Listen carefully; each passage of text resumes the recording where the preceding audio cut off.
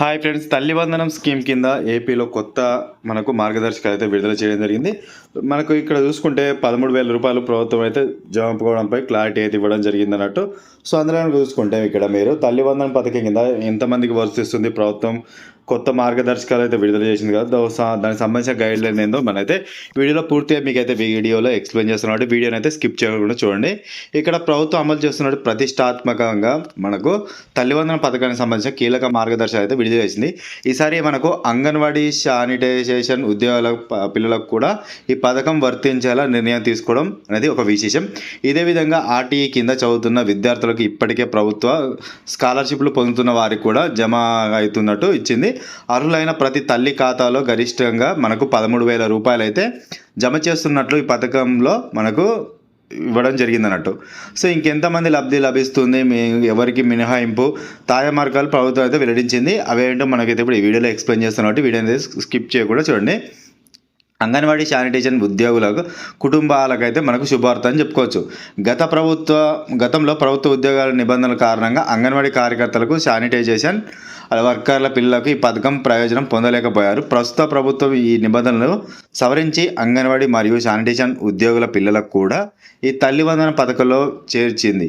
దీంతో రాష్ట్ర వ్యాప్తంగా సుమారు 17,000 మంది అంగన్వాడీ కార్యకర్తల శానిటైజేషన్ వర్కర్ల కుటుంబాలకు చెందిన విద్యార్థులు లబ్ధి పొందుతారు. 1వ తరగతి నుంచి ఇంటర్మీడియట్ చదువుతున్న ప్రతి విద్యార్థి వారి యొక్క తల్లి ఖాతాల్లో 13,000 రూపాయలు అయితే జమ చేస్తున్నట్లయితే మనకు ప్రభుత్వం అయితే వెల్లడించడం జరిగిందంటూ. ఇక్కడ ఆర్టీఈ విద్యార్థులు ఎలా డబ్బులు జమ అవుతాయో మీకైతే వీడియోలో చెప్తాను చూడండి.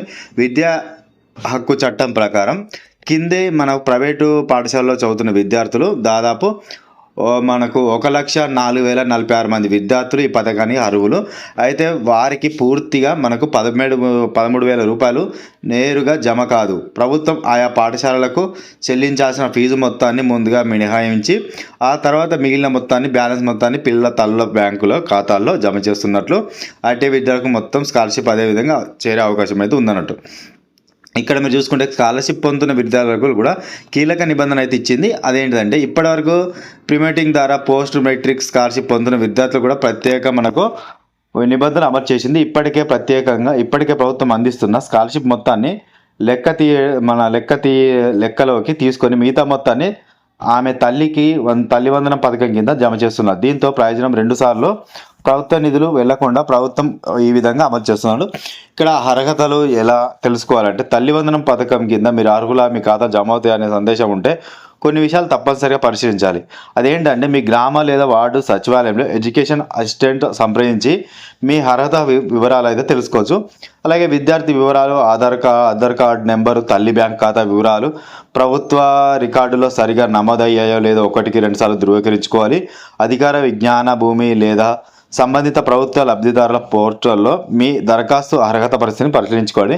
అలాగే తల్లి బ్యాంకు ఖాతాను ఆధార్ సీడింగ్ పూర్తయిందో లేదో మనం నిర్ధారించుకోవడం మంచిది. ఇది మెయిన్ అన్నట్టు మన ఆధార్ సీడింగ్ అనేది. ఇలా వివరాల్లో ఏవైనా పొరపాట్లు ఉంటే వెంటనే సంబంధిత అధికారుల ద్వారా సరిదించుకొని ఉంటే మీకైతే నిధులైతే మీ యొక్క బ్యాంకులో జమ కావడం జరుగుతుంది లేట్ కాకుండా.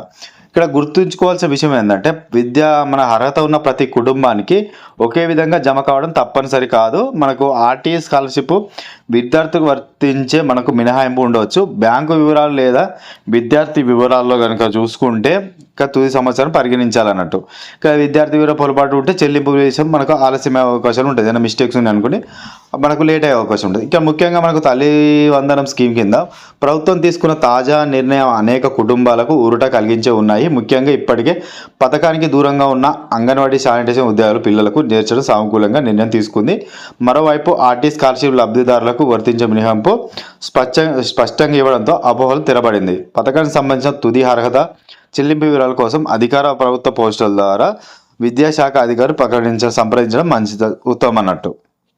ఇక్కడ చూసుకుంటే మనకు అంగన్వాడీ చదువుకున్న వాళ్ళకి కూడా మనకు స్కాలర్షిప్ ఉండే అవకాశం ఉంది. కాబట్టి ప్రతి ఒక్కరైతే దీనికి సంబంధించిన అప్డేట్ అయితే చేసుకోండి. మీ దాంట్లో మీ యొక్క ఆధార్ కార్డు ఇవన్నీ పోర్ట్స్ కింద ఏమన్నా ఉంటే 1-2 సార్లు చెక్ చేసుకోండి. మీకు ఆధార్ సీడింగ్ అనేది కంపల్సరీ చేయించుకోవాలి. అలా చేయించుకున్న వారికి మాత్రం తల్లి వందనం అమౌంట్ అయితే మీ యొక్క బ్యాంకు ఖాతాలో జమ కావడం జరుగుతుంది. మీరు ఎప్పుడైతే లేట్ అయితే చేస్తారో మీ డాక్యుమెంట్స్ ఏమైనా సరిగా లేవనుకోండి మీకైతే అమౌంట్ అయితే లేట్గా వచ్చే అవకాశాలు ఉంది. కాబట్టి ప్రతి ఒక్కరైతే మీ యొక్క ఆధార్ సీడింగ్ అయితే కంపల్సరీ చేసుకోండి. అలాగే ఇప్పుడు అంగన్వాడీ పిల్లలకు కూడా మనకు అందరికీ అమౌంట్ వస్తుంది కాబట్టి ప్రతి ఒక్కరైతే మీరైతే అప్లై చేసుకోండి గైస్. వీడియో నచ్చితే తప్పకుండా లైక్ కామెంట్ చేయండి. మన వీడియో నచ్చితే లైక్ అయితే చేయండి. Thank you for watching my friends. Thank you.